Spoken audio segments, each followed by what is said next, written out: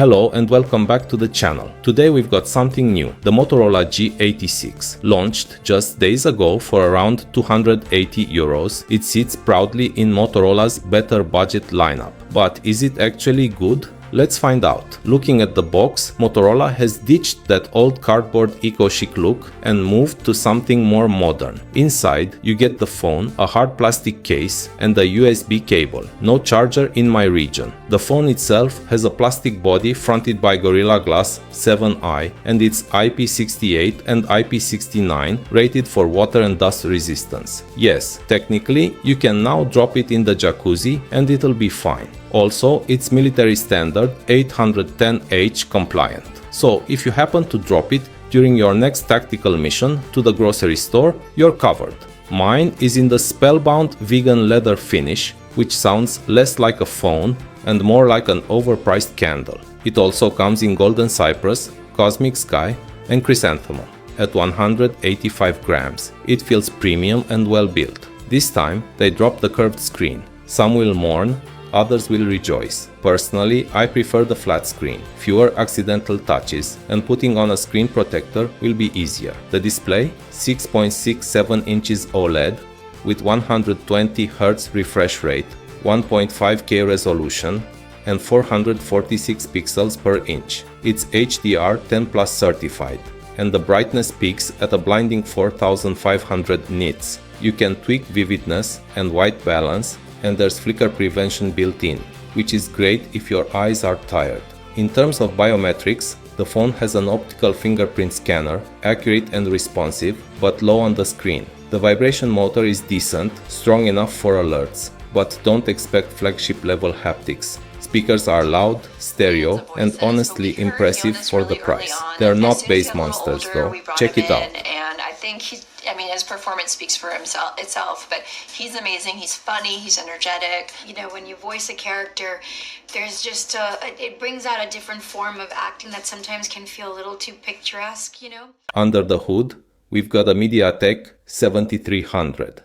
A big leap over the Snapdragon 6S Gen 3 in last year's G85. This chip also powered the Moto Edge 50 Neo. Benchmark scores are solid. It's not built for gaming marathons, but for everyday tasks, it's smooth.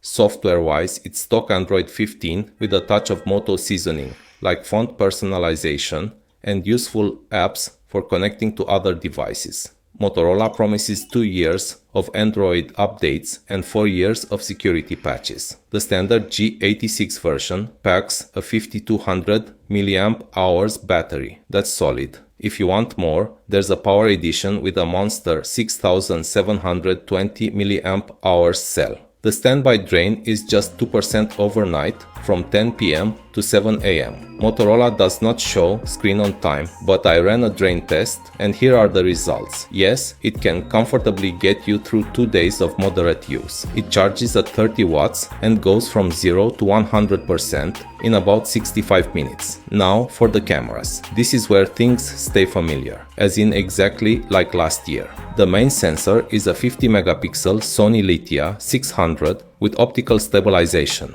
and it delivers crisp shots. There's also an 8 megapixel ultrawide, which doubles as a macro lens. I wish I could tell you what the third lens is for. The front camera is 32 megapixels with a small sensor and average output. The camera app is pixel-like, simple, effective, and with modes like 50 megapixel full res, Pro mode, dual capture, and more. It can shoot 4K at 30 frames per second on both front and back cameras. Let's roll some samples while I tell you the good and the bad. So, should you buy it? Yes, the Motorola G86 is definitely a good phone for 280 euros. You get a sharp, bright OLED display, long battery life, clean stockish Android experience, good main camera, excellent build and design, loud stereo speakers, strong signal and call quality. The not so great, speakers could use more bass, vibration motor is not wow, no charger included. If you like this review, smash that like button. And if you're new here, consider subscribing. I promise more honest tech takes. Drop your questions in the comments, I actually read them. Thanks for watching.